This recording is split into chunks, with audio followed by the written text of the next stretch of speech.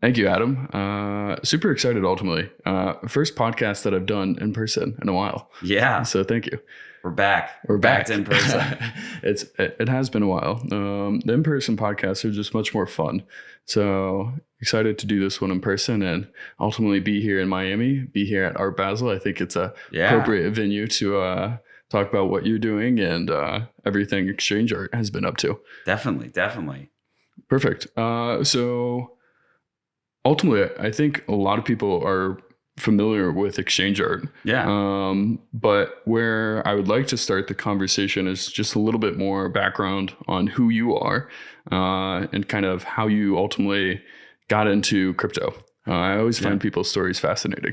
So I got started in management consulting, and I was at Infosys Consulting. I was at PricewaterhouseCoopers doing tech consulting there, doing strategy as well as implementation.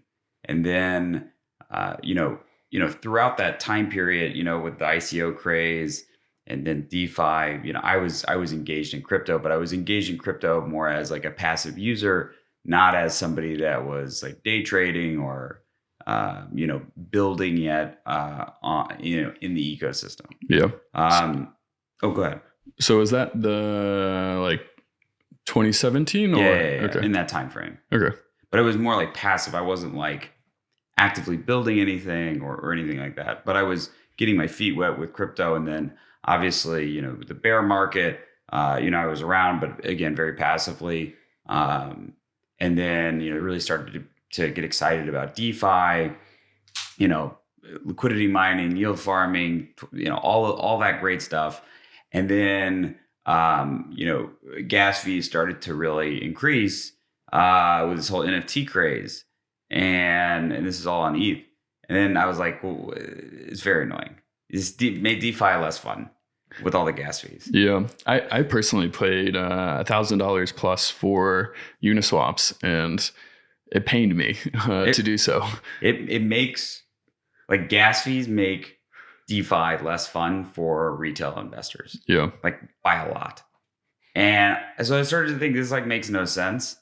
And then I started, investigating like, okay, what are there other L1 plays that have some characteristics beyond just the blockchain, but like surrounding ecosystem aspects, like wallets, et cetera, that like are differentiated.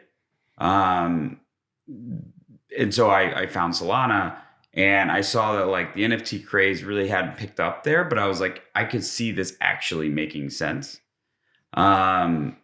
And so I started minting all the things with like, along with Legends, like all the things. And, so I got a lot of the currency. I minted a lot of the things. I was like, well, there's no open NFT marketplace. So I actually co-founded Digital Eyes, believe it or not, which is the first open NFT marketplace on Solana. And that did really, really well. In the first 45 days, it did 150 million in gross volume. And then myself, Alex, Andre, Tibby, and Horia actually left Digital Eyes after 45 days to start Exchange Art. One of the reasons we did that was we didn't see eye to eye with the other founder. The other founder was doing nefarious things that, y'all can look through all the threads around Blue Magician. This won't surprise anybody. We just didn't want to associate or do business with somebody like that long term. And so we're like, there's no amount of money that makes it worth it. And so we left, started Exchange Art. And Exchange Art actually originally was modeled more off of like OpenSea to some degree. It was, a collectibles marketplace first and foremost, with some digital fine art. But then, at that point, 2 months had passed between when we left early September and when we launched October 31st. There was a big consolidation that was going on in the market between Magic Eden and Alpha Art, and there really wasn't room to navigate. And so we decided to do a hard pivot in the November, December. It was really like 1 month. We saw it 30 days. We're pivoting. And we said we're removing every PFP that's generative from the platform. So we basically removed 2.7 million tokens from the platform and focus fully on fine art in December. That's 2021. It is a wild journey from ultimately kind of. And obviously I left my job. Yeah. I was like a director, which is a level below partner at Pricewaterhouse. Starting in consulting, ultimately kind of playing around in the Ethereum ecosystem, figuring out it wasn't scaling and had a gas fees kind of being prohibitively expensive, ultimately leading to develop and look at other ecosystems, finding Solana, starting a NFT marketplace that did a lot of volume. Yeah. And then ultimately kind of changing course after some team members, then heading to and ultimately starting Exchange Art. Yeah. And it's funny, like I didn't realize it at the time.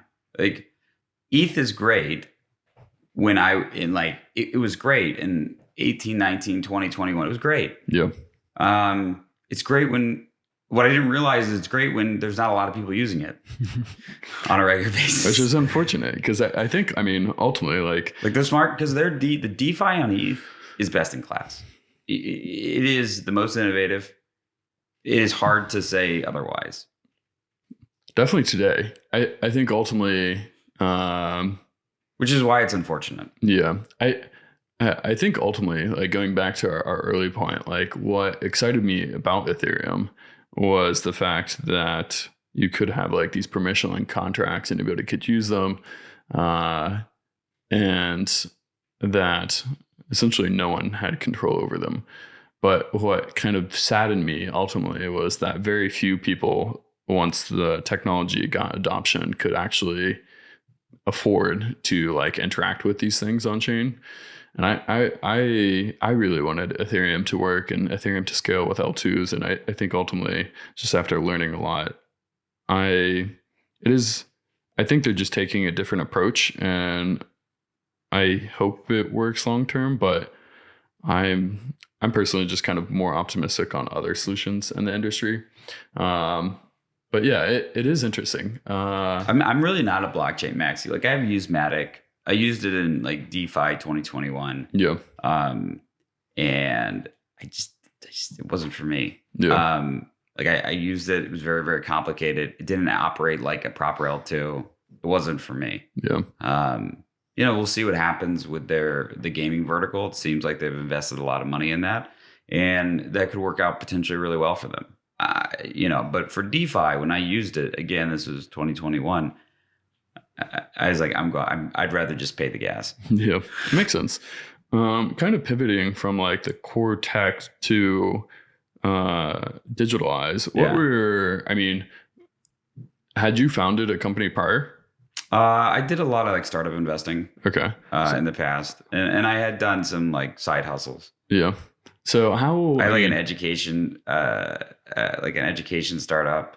I had and basically we helped kids focus on like in when you're in high school in America, basically the high school career counselor, they don't focus on what you want to do. They focus on, getting your SAT scores up and like getting into college, but like not the right college, or figuring out what you want to do once you get into college. And what ends up happening is kids, because they don't know what they want to do when they get into college, they end up, taking 5 years to graduate, which means they get an extra year of student debt.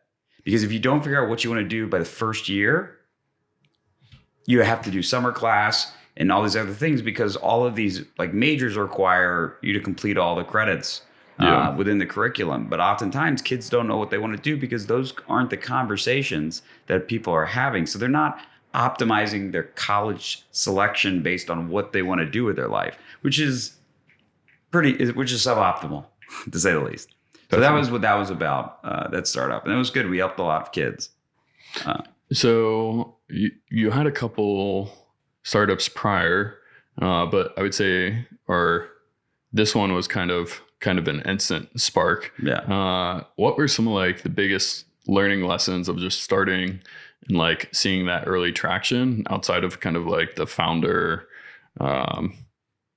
I would say, mishap or incorrect founding team. Yeah, I mean, when you have, like, in this case, Digitalize at the very beginning was, I don't think people understand how far we've come into Solana, for one. So, like, at the very beginning, like, you can't let, like, perfect be the enemy of good. And, like, Digitalize at the very beginning was not good UX by any means. It was not good on a lot of parameters, but it was first. That was open, because at the time you only had an option with Solana, and their strategy was to basically just curate whatever would come in. And I said, I'm going to let everything in, no matter what. Anything that's original comes in. I'm gonna suck up all the liquidity. That was the strategy. But we were going to basically, so we were the first marketplace, and actually Magic Eden adopted the strategy as well. We were going to do something different than OpenSea. So we were going to basically say you're either known or unknown. So we're going to let everything come in, but we're going to prioritize the known over the unknown. And we're going to market accordingly. And that's actually something that Magic Eden actually adopted afterwards. And that was kind of a culture that Digitalize set, that, like, hey, anybody, can sell, but, like, we're going to make sure that there's not just, like, copy mints left and right, which is what, as OpenSea has a substantial problem on that front. And they're still trying to figure out how to solve it. It's a real, like, 30% of their listings are fraud. Yeah. So was that kind of one of the biggest challenges that you found when starting that company? Yeah, there's a lot of bad people. Yeah. Like, there's a substantial amount of people that want to commit fraud. Interesting. So from those kind of learning lessons from Digitalize, what were kind of the biggest takeaways, I guess, in your opinion, to and ultimately why you decided to kind of transition into the one-of-one art? Yeah, so, like, collectibles are a different animal than digital art. Collectibles are highly, highly speculative. They are fad driven. So there's, quote unquote, some meta. We're calling it the meta, but it used to be called a fad. Back in the day, it used to be called a fad. There's a whole rarity system associated to it. These are the distinct characteristics that enable their price appreciation. Yeah. People say aesthetics are important, but they're really secondary. Let's be completely. It's all about price go up. Number go up is good. Number go up. That's what the focus is. And that's okay. There's a market for that. Collectible market has been around a very, very, very long time. eBay was built on collectibles. So it's not a new concept. Yeah. It's a new concept that's been, I guess, reshaped in the digital form, but it's not a new concept. There's a lot of energy that is spent. And that was one of the main reasons why I was excited about fine art, because it's like an entirely different type of energy in the community. Mm-hmm. There's more focus on aesthetics, the artist statement on why something was created, how it was created. There's more passion in the individual work. Everything is rare in one-of-one art. That's the big difference. Everything is rare. There is no rarity. I like the distinction. I think it's a brilliant description. So ultimately, you decided to go into this market, focus on individual creators of one-on-one. How, I guess, long-term, how would you kind of describe Exchange Art, what you want to do, and the vision that you ultimately want to set out, and how do you want to kind of empower those artists? I guess I'll tell you a story that kind of sums it up. My mom, 20 years ago, after my parents got divorced, she wanted to go back to college to become a photographer and ideally sell in a gallery. She finished school, tried to get into a gallery, was unable to get into a gallery, had to go on to do commercial work. She actually worked with the Texans doing the green screens at the games where, kids can kind of, have a background. Anyways, that was how she was able to make ends meets, that wasn't her vision of what she wanted to do as a fine art photographer. Yeah. But you got to live. You got to pay the bills. 20 years ago, the internet was a different place than it is today.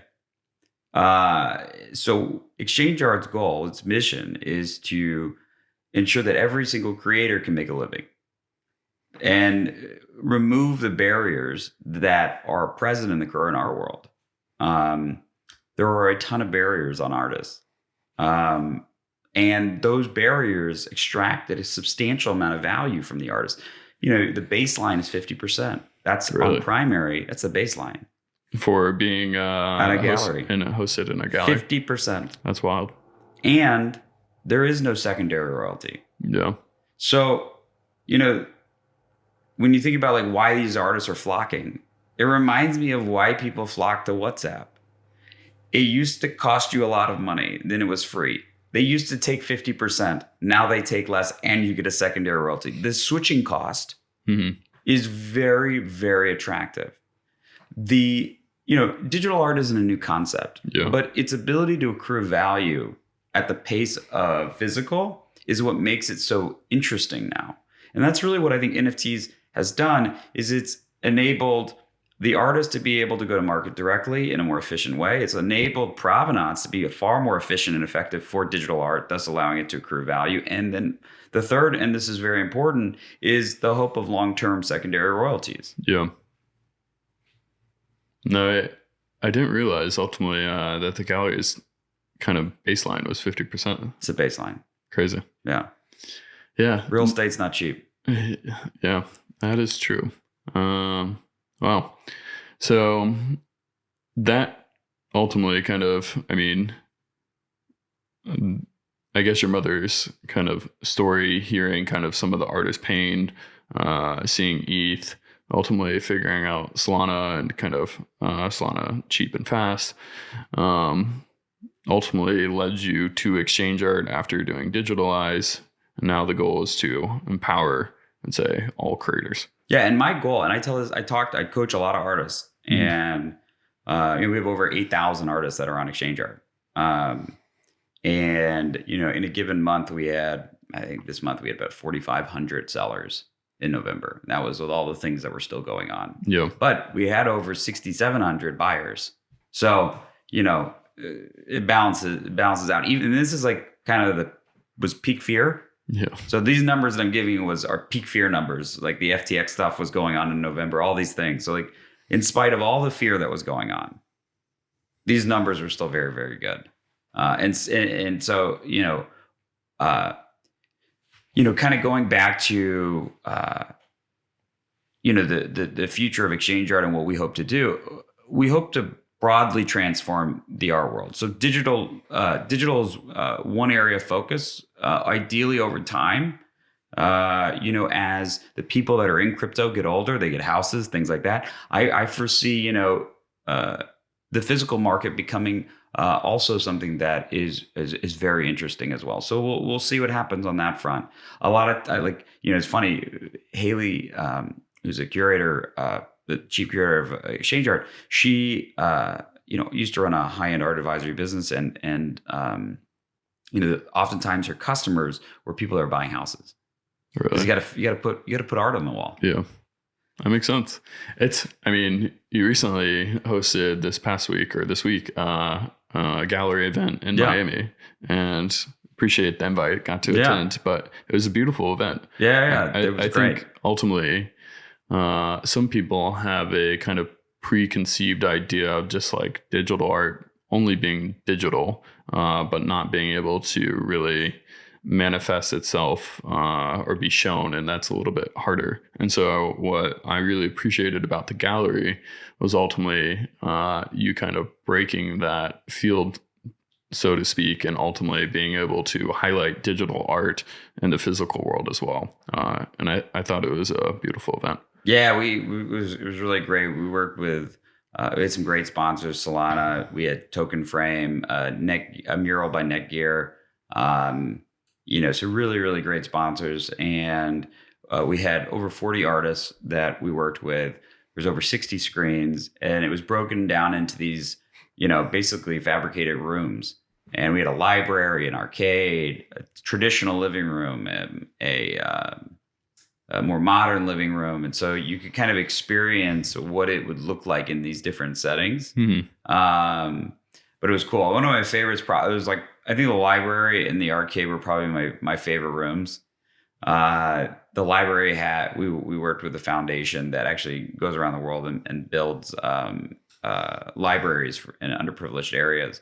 And we kind of collaborated to build that installation. And it had Laura and it had Degen Poet with the typewriter. And so it was a really beautiful space. And then the arcade was cool because you had Xenom and you had Atom Ape, you had the voxels with the pixels. And then you had the arcade, like the classic arcade, Street Fighter and NBA jams. It was very, very fun space. And, everybody that came, we had hundreds of people that came. And it was really great for them to experience. And we just people were telling us the best digital art gallery we've ever seen. That's awesome. So it was really great reviews. It was a really cool event, and being able to highlight that those individual artists, it was awesome. Maybe ultimately going back to individual creators, there's definitely, as it exists today, many more, I'd say, traditional creators than NFT creators or digital art creators. Yeah. A lot of people still skeptics. A lot of hurdles exist. There's many different blockchains. There's a lot of things to understand with private key management, getting a wallet. Yeah. What would you kind of tell or say to those artists that are on the fence or curious to learn more about the digital world? Yeah, I mean, so what I would say is, what NFTs can do for you, what digital art can do for you is it can help you take back your business. Right now you're reliant on a lot of third parties to be able to make a sale. Mm-hmm. Or you're reliant on a third party platform that, traditionally was more value extractive. So something like exchange art, our fees are 2.5% on primary and secondary. So very, very equitable with the artists compared to the current state. Yeah. We also will, we respect royalties as our platform and continue to kind of lead the way on that front. And we'll be adopting whatever standard does become the standard. Mm-hmm. Within Solana. I think there's 5 at this point that are competing. So we'll see where that lands as well. Still forming an opinion. Love to hear your thoughts on that one. I try to stay out of the royalty kind of debate at least for the moment. It is interesting. I mean, ultimately, I do think. Do you have a standard you like? Not at the moment. Legend has more opinions than I. But yeah, I do think it's an important problem, and one that, ultimately, if you're, whether people pay royalties or not, it should be explicitly stated up front. You can't kind of tell people that royalties are going to be included and then later down the line change that now royalties no longer exist, and it's just primary sales. I think ultimately, if people opt into a certain standard, that's great. If people don't want to opt into that standard, I understand that as well. But if you're opting into something, you shouldn't be able to have the power to change it down the line. Yeah. Yeah. I think the basis when you buy something, right? You're agreeing to those terms. Yeah. Respect the terms. Yeah. And and that's separate. Do I think collectibles should have a royalty is a separate question. But I think if they do put the royalties in and you decide to buy something, you should respect it. I agree. Yeah, no, it is kind of an interesting debate. I think, yeah, definitely one that these ecosystems ultimately will have to kind of navigate going forward. Because if you're a community-based collectible project, you're not going to have revenue streams likely initially outside of royalties. Yeah. If you're a utility SaaS provider, then that's a different ballgame, right? Yeah. Because then you can monetize. True. So it's interesting. It's a really interesting space. There's a lot of challenges on that side, but on the art side, the art is their business. Yeah. And so royalties are important for that reason. Yeah, totally agree. Ultimately, individual artists, or what would you say people, either like artists that are up and coming or artists that have been doing well in the space, could you highlight a couple of maybe even like things that you have been personally collected, and yeah, just share more about like how the ecosystem's growing. Yeah, I mean, I think one of the best ways to get started, what I typically tell people to do is, like if you're collecting for the first time, start to like explore. Look at the leaderboard, look at the different categories of art that we've got: photography, 3D art, illustration, abstract art, so many different types and styles of art. Yeah. Start to figure out what you enjoy, right? Look at the leaderboard, look at, what are the top artists on a daily, weekly, monthly, all-time basis. See, what art they're buying. I always sometimes like to, I don't like to just look at the artists, but I also like to look at what the artists that are in the top of the space are buying. I like to look at what the top collectors are buying. So I like to get a sense of that. And that's how I start to form my opinions is, what do I enjoy personally? I like to look at what other people are buying so I can discover new people. And, you can do all that through exchange art. That's awesome. Are there any particular artists? I know John Lay has done particularly well in the Solana ecosystem. Are there any artists that you think are doing like unique work that you've found recently? Yeah, I mean, I think like, for example, like Archie's doing very unique work. What he's doing where he takes like pressed acrylic painting, he digitizes it, provides digital effects on it. And then in his latest series, he adds an additional step where he actually animates the digital painting to create kind of a hypnotic effect. So I think that's really, really amazing work. I know he's minting. I think he just minted a piece actually, so that'll be up for sale soon. But that's on the higher price side of the market. Yeah, that likely probably will go in the 200 to 400 range. That's all of Solana. Yeah. Interesting. How I guess so. Going back, just taking a step back, is it digital art for like art novices? Is it similar to the real art world where you do copies and editions? Yeah. Could you kind of explain like for the art novice, like how from like A to Z, kind of how that works? So it starts with the artist will create a piece of work. Then they have a choice. Do I want it to be sold as an edition of one, so a one of one, or do I want a multi-edition, so prints is what the traditional art world.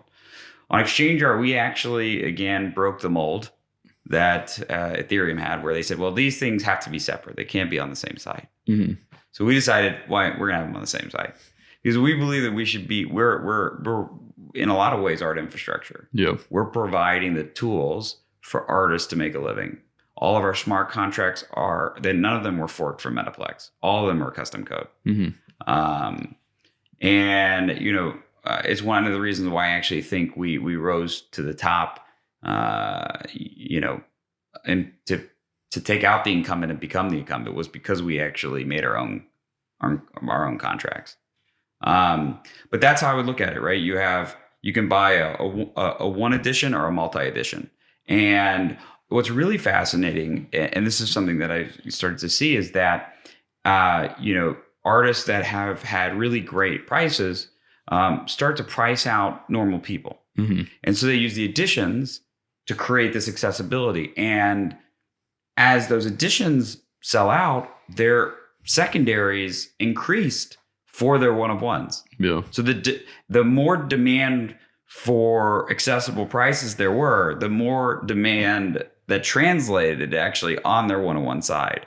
So these things work together. It's almost like the editions acts as like the social token, the creator token, in a probably a more efficient and effective way when you think about it, right? Because it's like you're buying the art, you're becoming a fan more so than owning a social token that doesn't represent the content and the passion that these people have. Yeah. Does that make sense? Oh, totally. I think there's this, I know you've probably seen the creator economy, socialite, the social tokens. I think the additions are in fact tokens. Yeah. And I think they are far more effective at indexing the price of the creator. That makes sense. And I think you said it beautifully. Ultimately, being able to bring on additional fans, kind of helping your distribution and just ultimately letting more people know about your art and kind of increasing your provenance in the art community. Yeah, absolutely. Beautiful. Because like this is like the part that's so different, right? When you think about it, like the distribution model of the gallery world. Artist starts, tries to figure out how to get into a gallery, gets into a low tier gallery, crushes it, hopefully, gets into a higher tier gallery, crushes it, and finally maybe gets into an international gallery. So regional, national, international gallery. But it has to start at the artisan level, typically speaking. I see. Right? So the artisan level is before you even get into an entry level gallery. So that's kind of what's super interesting about this world is you're kind of having to claw your way up. And that's how this distribution model works. But in Web3, in this digital art world, you build your community, you build this network effect, and then you sell your art. The bigger your network, the easier it's going to be to sell your art. Yeah. You now have to own sales and marketing in this world. Yeah. And you get more money for it. But you also have more work. That makes sense. And I think, I've talked with some artists and some of them are like, I only want to focus on art and don't really necessarily want to do that. I guess that comes at ultimately that, do you want to pay that 50%? Well, I think there's also going to be new models. Yeah. So I do think that there's going to be models where it's 15 to 30% fees on somebody handling the sales and marketing. But at the end of the day, in this world, the artist still matters. The artist still has to be visible because you're not just buying the art when you have a living artist. You're buying the artist as well. The difference between a living and dead artist is the living artist can speak. True. And the living artist can make mistakes. So when you're buying art, right, like how artists manage supply, how they market, how they act, all that matters because it can change. Part of the story. Like you have more, like a dead artist can't create more supply. True. Yeah, maybe talk a little bit more about the community building prior, because I do think that's different and something that's unique, that's kind of flipped from the traditional art market. So for people, again, like that are interested in being like more digitally native artists and getting into the space, what would your recommendations be on like the community side to try to build that fan base even prior to like dropping digital art? I would say you have to have a Twitter. Yeah. Because whether people realize it or not, the buyers are on Twitter. Crypto Twitter. That's why they call it that. Yeah. And so like it's important to build an audience where there are buyers. And Twitter has an overwhelming dominant position. Like no social platform at the moment is close to where Twitter is with these crypto users. I mean, it's pretty nuts. What about Reddit? For DeFi? Sure. Yeah. I used to use Reddit for DeFi. Yeah. But like for NFTs, it's crypto Twitter all the time. Yeah. I mean, what are your thoughts on that? No, I mean, I think to me, I mean, I would definitely agree ultimately. Is that fair assessment? DeFi loves Reddit. Reddit to me is like more exploratory, where you have lots of different opinions and everybody can kind of come in and chime in. And I do like the voting model, but ultimately what I appreciate about Twitter is that you can interact with people that have spent a lot of time thinking about a different point of view and being able to express that. And I don't know what about Twitter kind of makes that, if it's just like the retweets or the likes or Even the quote tweets with the dunking. I think it's the ephemerality of it. So while you could go to somebody's profile and it's all there, that's not how typically people like consume. They consume through the feed, and the feed is like designed in a way where it's like, what did I just tweet? Yeah. I forgot what I just tweeted. I just spent an hour on a tweet thread and I don't even remember what I tweeted. Yeah. That's literally how Twitter is designed. That's the medium itself. It's instant. It's short. You move forward. Even the long form content via threads is still the same mentality. I read it and then I forgot I just read it. Yeah, I am interested now with Elon kind of taking over and expanding more. They said they're going to do more, be able to do more long form content And video. So I started doing video because of Elon. Nice. It just also happened that Frank also did it right after Elon made that announcement. That's funny. But I think he's going to be prioritizing video substantially more. Yeah. It makes total sense. And I think that like Twitter is in a really interesting, when you have a burning platform, quote unquote, you can do a lot of very interesting things with that burning platform. True. You know, you're not held down by traditional models, how you made money. And so like Twitter is going to do a ton of experimentation. And I think they're very well positioned to be able to attack the creator economy. I think like the one that has the strongest position is probably YouTube. Yeah. The amount that they pay creators right now is pretty substantial. Yeah, it is. No, I think that may be kind of an interesting rabbit hole to go down too. I mean, creators more broadly, even outside of just like digital art, are really constrained right now if you want to own more of your essentially revenue. You have YouTube. I think TikTok pays slightly. I know Snapchat's trying some stuff, but they do take a large chunk of kind of the money that you do make. And so I personally am super excited about what you're doing at Exchange Art to ultimately allow creators, artists, anybody that really wants to make a living online and share that art more accessible. Yeah. Yeah. I mean, people are going to continue to create. Our focus is in non-generative work within the Exchange Art brand. We have another company that's under our holding company called Code Canvas, and that'll be the first long-form generative art platform on Solana. Equivalent would be like FX Hash on Tezos or Art Blocks on Ethereum. Mm-hmm. That would be the chain equivalent. That makes sense. So we are excited about that, and having kind of a dedicated platform that can actually do that. We're really, really excited about that. That's awesome. So that'll come out next calendar year. Perfect. Very cool. Yeah. So ultimately, lots of things have been happening in crypto the last, I would say, 6 months. Yes, quite a bit. Yes. How would you kind of, to people that are still looking to like collect art today, what would kind of be your thoughts on, or like what would some of your thoughts on the recent events that you'd share with them? Is now a good time to still continue collecting? And then maybe more broadly, do you see this kind of affecting artists today?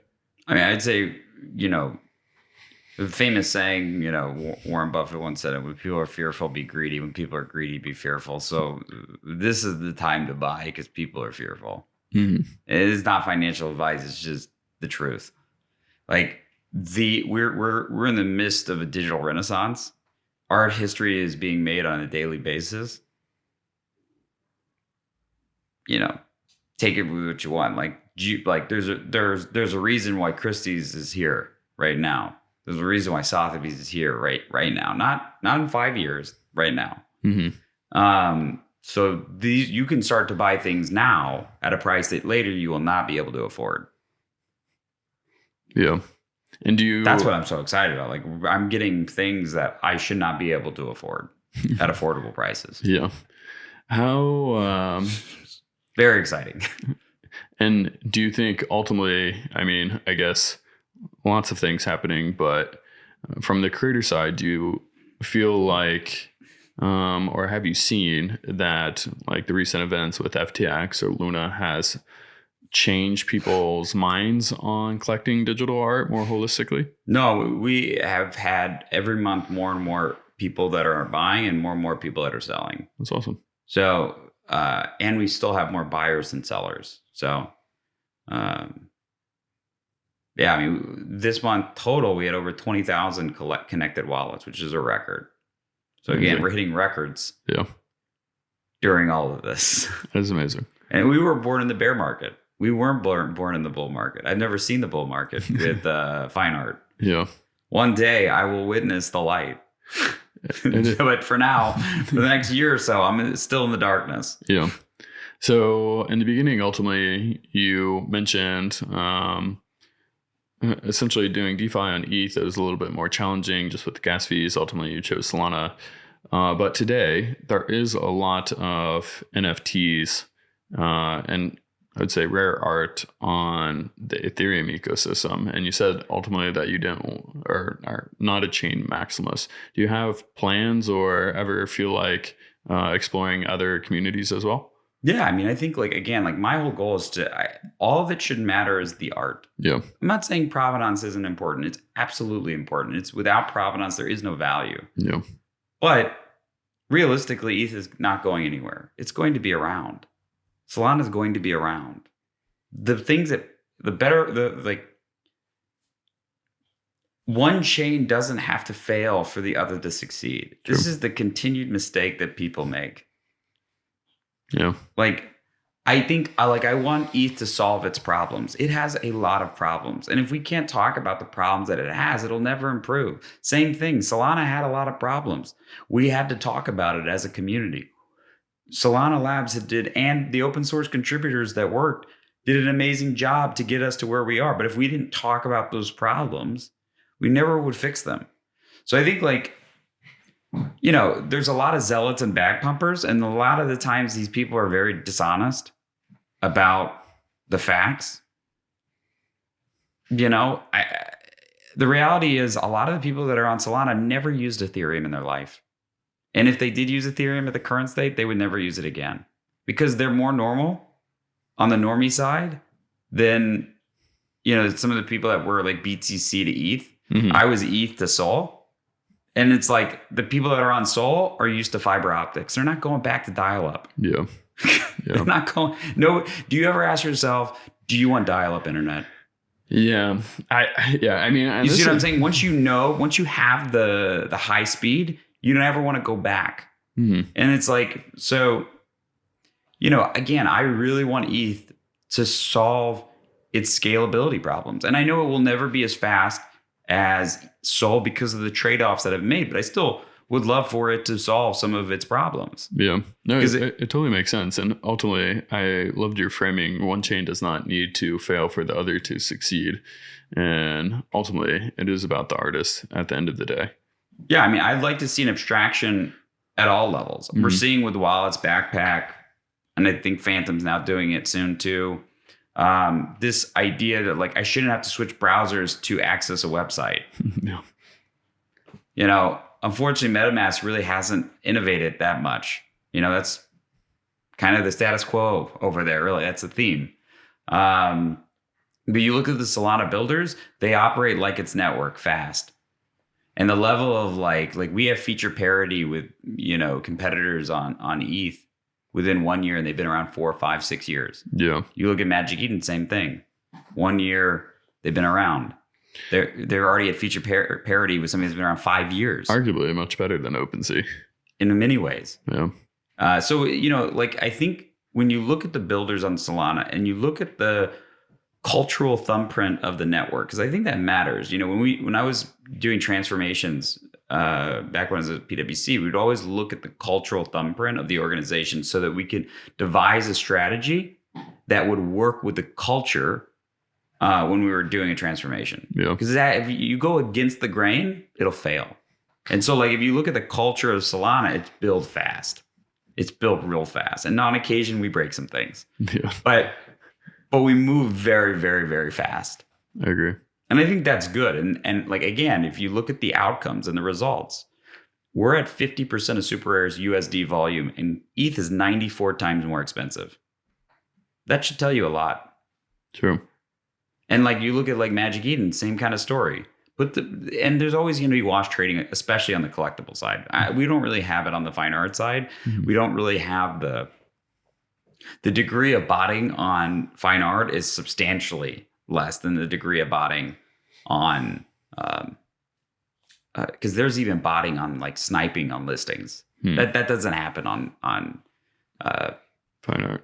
No, it just doesn't happen. They might bot a drop, a really high drop for editions, but they don't bot the listings itself once they're like on secondary. Like they'll definitely do that though on collectibles. Makes sense. Interesting. No, it's a fascinating world. I mean, I totally agree with your thoughts. No, I ultimately would say I'm inspired by what you and the team at Exchange are doing. Excited that ultimately, I mean, one, that the story is kind of so personal, kind of with your mother ultimately having some issues with her heart, and then really trying to give the power back to the artists and the individuals through this technology. And one of the cool things is we now enable pay by ETH. So basically, if you're an Ethereum collector, you're like, I just don't want to bridge my currency, deal with it. I want to support the artist. I have a Phantom wallet, but I don't have any Sol in it. Great. Now you can connect your MetaMask, pay with ETH, and then the Sol NFT can sit in your Phantom wallet. Nice. So that's really, really exciting. And it'll get even simpler when more people are using Backpack, or when more people, or when Phantom actually adjusts and uses the cross chain, which they announced. Yeah, very cool. No, I am inspired. I love the event that you guys hosted here in Miami for Art Basel. I think it was beautifully put, highlighting individual artists, highlighting and being able to take back ultimately ownership of their art. I want to ask you a question, if that's okay. I'm going to flip the tables. Go for it. What do you think, Solana has to do in order to create upward price movement? Just in general? In general, because it's clearly a narrative. Lots of thoughts. The backdrop is right now people think ultrasound money is what matters. Yeah. But the problem with ultrasound money is nobody will use it then. Yeah. That is an economic fact. This is why every single fiat system has inflation. Yeah. Right? There's a reason they have inflation. Yeah. Because people won't spend the money. Like, this is like not a theoretical construct. Yeah. So you're either a store of value or you're not. Yeah. I think personally with ETH, I mean, ultimately they wanted to focus on scalability, but I think got slightly distracted, or ultimately made the set of trade-offs where decentralization was such a high priority that they did not explore trade-offs of looking at how can we still preserve a high degree of censorship resistance, have a high number of full nodes, but still have high throughput and high transaction account.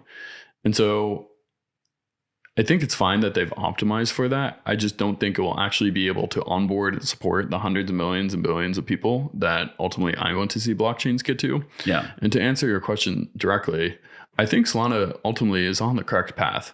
Their technology is like pretty sound in my opinion. I mean, especially with FireDancer,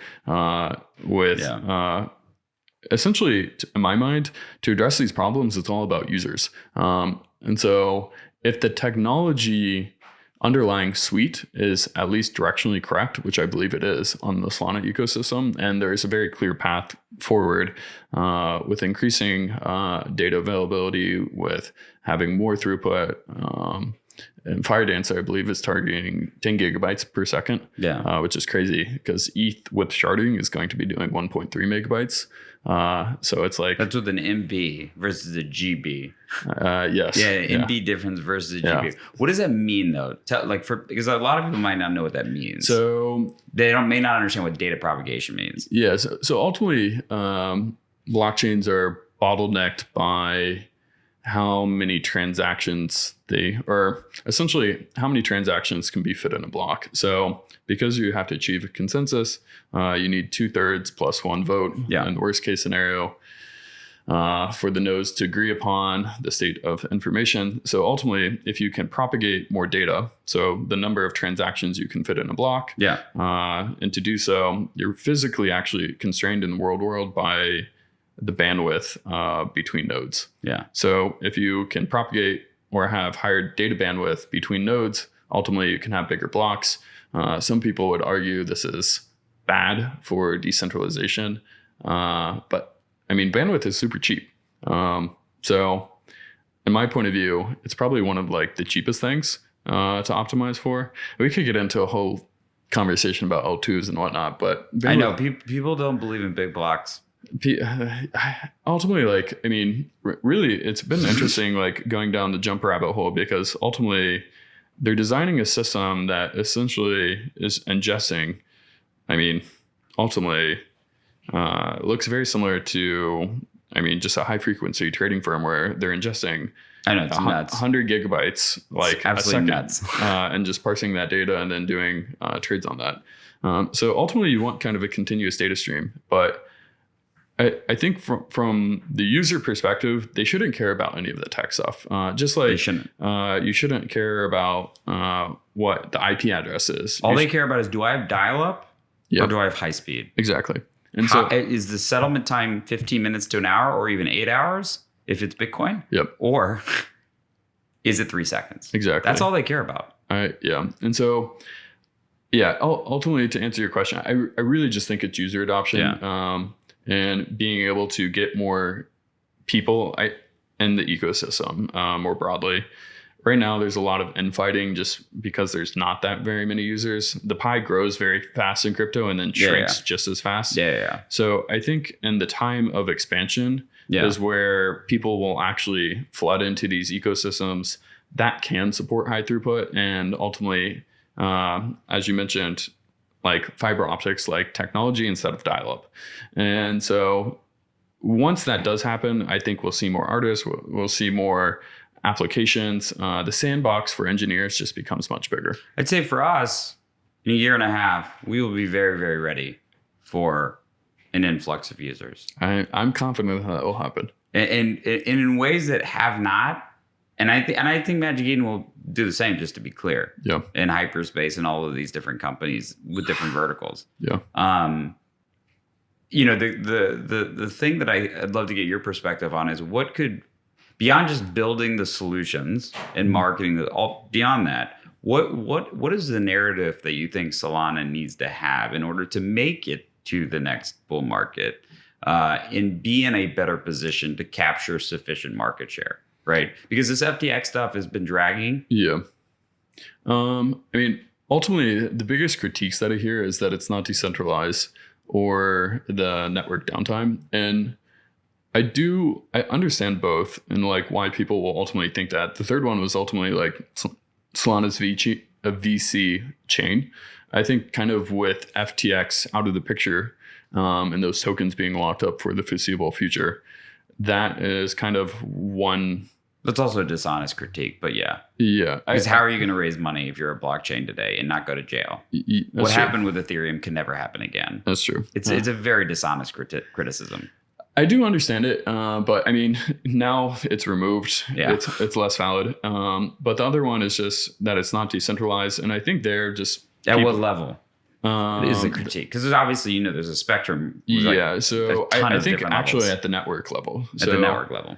And here, what I find is most people don't understand, like, from an engineering point of view, like what decentralization means. And I think Anatoly actually does a beautiful job of articulating this. And so that ultimately is the number of full nodes, because as long as one individual copy exists, you can recover the state. Right. And then again, going back to, because in consensus, you need 2/3 plus one vote to achieve that consensus. How many independent nodes would it take to collude to kind of achieve 33% or greater? Because if you can do that, you can start essentially not vote or censor transactions. And once you get to 2/3, then you start taking control of the network. Right. And that's called the Nakamoto coefficient. So on the Solana side, they have, I think, over 3,200 full nodes with RPC nodes, which is about half of actually what Ethereum is. I think it's 1,850 plus 1,300 RPC nodes. Yeah, so even higher. But yeah, so the Ethereum people like to also include like light clients. That doesn't count. Which don't count technically. They can help, but like it's not apples to apples, and full nodes are the one thing to like actually care about. What is sufficiently decentralized? This is a question that I like. The answer can't be like it's never enough. Yeah, I mean, there's definitely diminishing returns. By the way, even ETH has a limit. Yeah, there's only so much supply, and you have to have 32 ETH for a full for a full node validator, correct? Yeah. So it's like, okay, well, you even have a limit, right? So if it's never enough, then you see what I mean? Like, there has to be a limit. Or there has to be an agreement that is it 1,000? Is it 2,000? Is it 3,000? 5,000? Yeah. What's the number? No, it's an interesting question, right? I definitely agree. Because it's a moving target. Yeah. I mean, ultimately,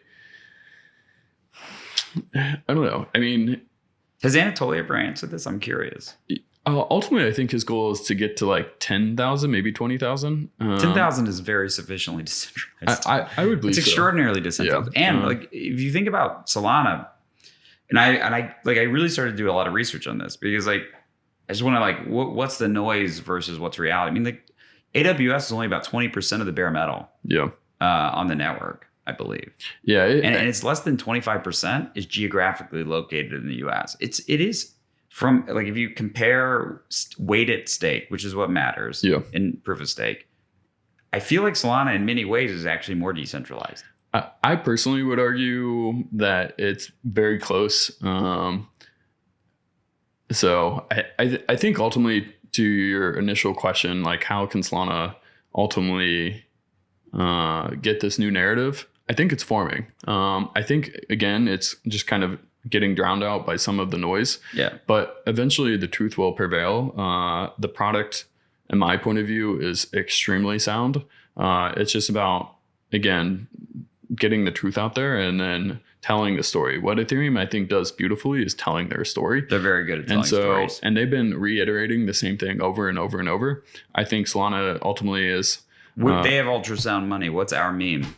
Yeah. This is what that extinct dinosaur. I love that extinct dinosaur. No, honestly, the guy R89 has had an extraordinary amount of good ideas recently. Yeah, the open book idea. That's a brilliant idea. Yeah. I mean, seriously, very controversial, but good. Yeah. I love that extinct dinosaur. Well, we're coming close up to time. I want to. We can cut that part out. No, it's good. Yeah. Ultimately, no. I think I am personally very excited about Solana, and I really try to be objective as possible. And I've talked with many founders now. Many of the people actually building the protocols, doing very deep technical talks with them, and I'm very excited for Solana. And like trying to be the most objective as possible. I think they've made the correct decisions.